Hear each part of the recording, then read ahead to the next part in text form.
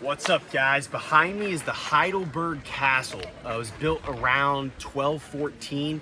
It served as the residence for the Counts of the Palatinate, Counts Ryan of the Palatinate, and then later on, after 1356, when the Golden Bull Decree was issued, it was the residence of the Prince Electors of the Palatinate, which the Prince Electors were basically the top dogs of the Holy Roman Empire. And so this is where most of them lived between the 1200s and the 1700s. This place was struck by lightning twice. The first time was in 1537, and that damaged a lot of it. And the last time it was struck was in 1764, and that is when they decided to disband the castle.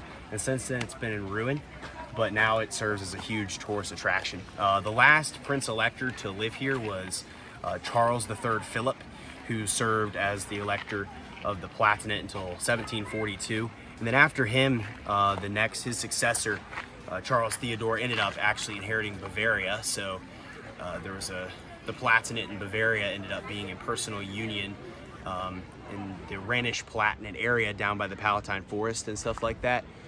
That was all part of Bavaria. So they actually controlled that all the way until the end of World War I.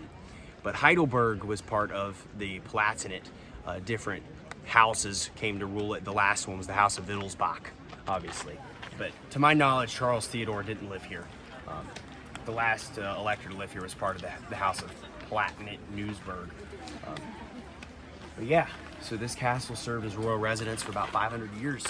So this is a fine example of what a German medieval castle looks like. We're going into the courtyard now, so we're going to check that out. I'm sure it's going to be an amazing view.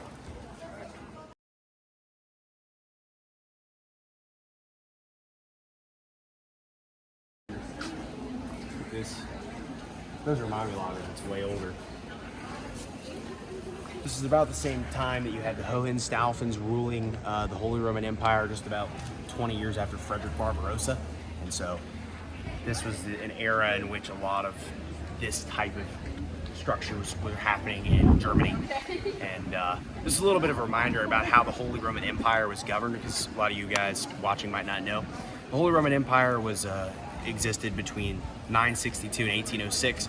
There were a bunch of different small states that ruled within it, and this was part of the state of the Palatinate, which later gained fame being one of the Prince Electors, one of the electorates within the Holy Roman Empire. So it was one of the most influential states within the Holy Roman Empire, because it was one of the person who ruled from this, the individual that ruled from this castle was one of the Prince Electors, which they had the authority to elect the German kings and the Holy Roman Emperors. So they would go to Frankfurt to elect them. But this is where they ruled, in addition to also governing their electorate, which was the territory that they ruled over, which was the Palatinate in this case, which went through many different phases throughout history. But for about 500 years, this was at least one of the residences of the Palatinate, and it, at some points, was the main residence. So you see all this old medieval German structures, just so cool.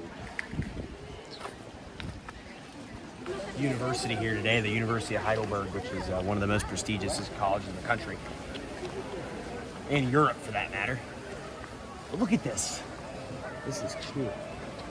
Now, it's important to note that this is a pretty essential piece to German history, because most of the medieval castles, especially the ones of this size that existed in Germany, were destroyed in wars like the 30 Years' War or bombings and other times. So it's really incredible that this place still stands in the shape that it does, being so old, and with Germany's history being so tumultuous, that this place still exists. And that's a part of the reason why it's so incredible. We're going to check out the view of the river out here.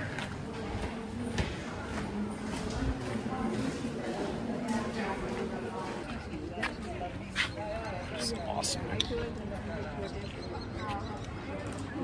you take a look at pictures of this place from afar, it is absolutely massive. But yeah, here's classic German town right here. You got all the red roofs and stuff. Awesome.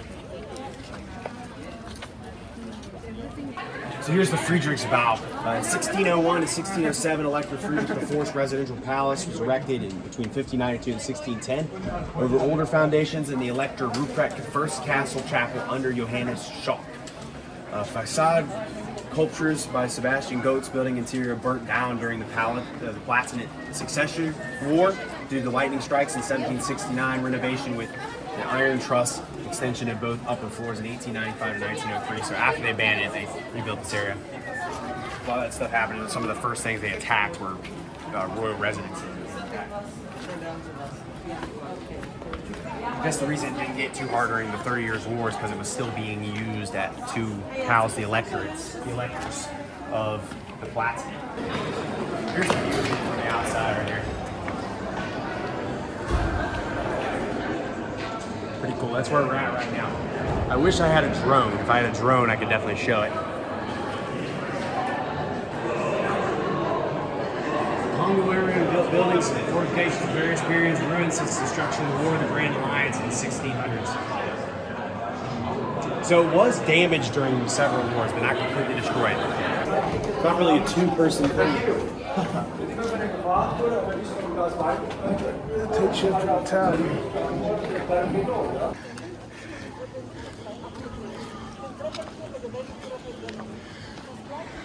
Under elector often write rich elected order foundations between. So there's just different sections. Just the different sections that were built in different time periods. That's why there's not like a set date when this place was built, because so much of it was built at different times. Some of it was put in 300 years after the first base was put in. But we do know that the first part of this castle was built sometime around the early 13th century, about 1214 to 1220, somewhere in there.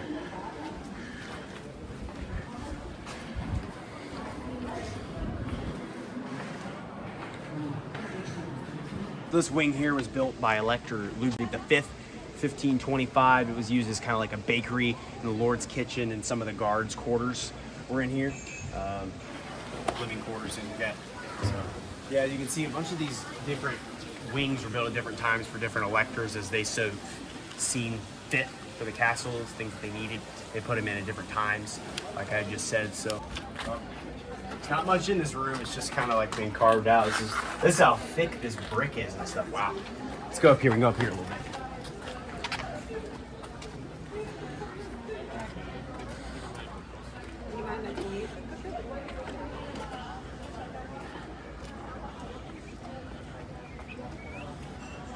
Probably the best we can do for you guys out here. But this, you still get a really cool idea. Other side, see if there's anything else on outside, because there's another a trail back there. This is also not original, right here, if you couldn't. This view right here is breathtaking. I love it. Hopefully the camera does at least a little bit of justice. I think it will. Yeah, might as well. Let's go down here and check down.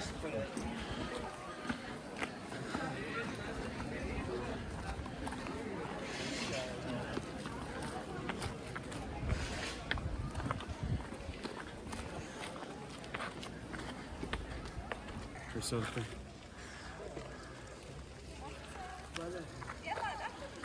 That's my gas. I don't know what that is. I don't know what this would be.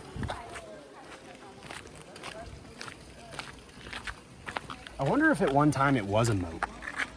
It's a good question. I'll put it up on the screen if I figure that out.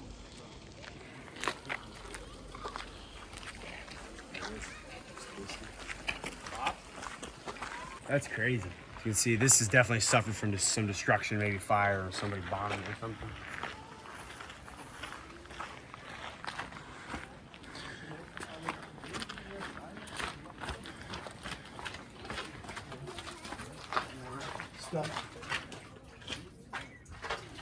Built in the 15th century, part of the eastern fortification with two vaulted floors, conducted water pipes in the upper story from the Koningsstol, the castle district, in the lower section was simultaneously the barrier of the moats. There was a moat here at one time.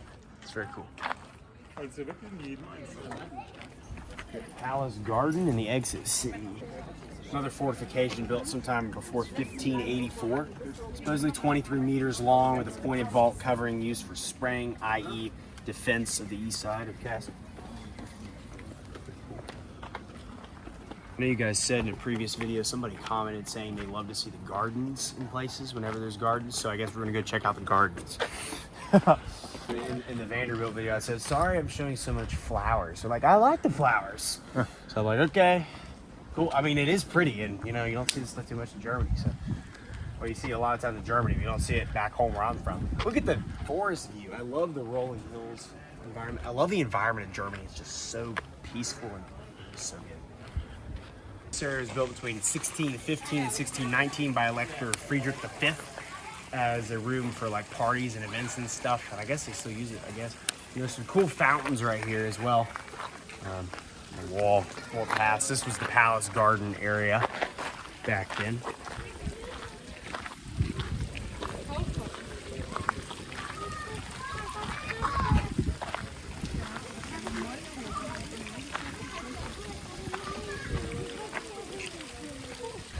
There he is. All right, that's cool.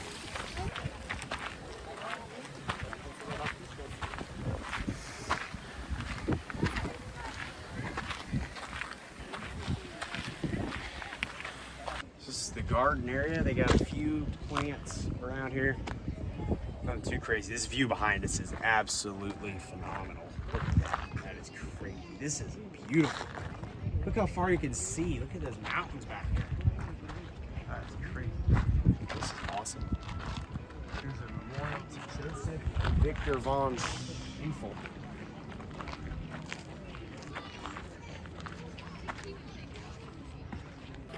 We'll show you guys one of these up close. In terms of plants, not too much of a garden. There's just a lot of landscape out here. Pretty cool though, however. And then there's that one circular area there with cool trees and stuff like that too, so nice. So here it is in comparison to the rest of Heidelberg. So it's up on a risen altitude. There's a cow down there. This is pretty down here. There he is, European cow. All right, guys, that's going to conclude the Heidelberg Castle tour. Let me know what you guys think. A lot more videos coming out from Germany, so be sure to subscribe and smash the like button. And if you guys have anything you want to add in the comments, let me know. And we'll see you guys next time. Goodbye. Wah!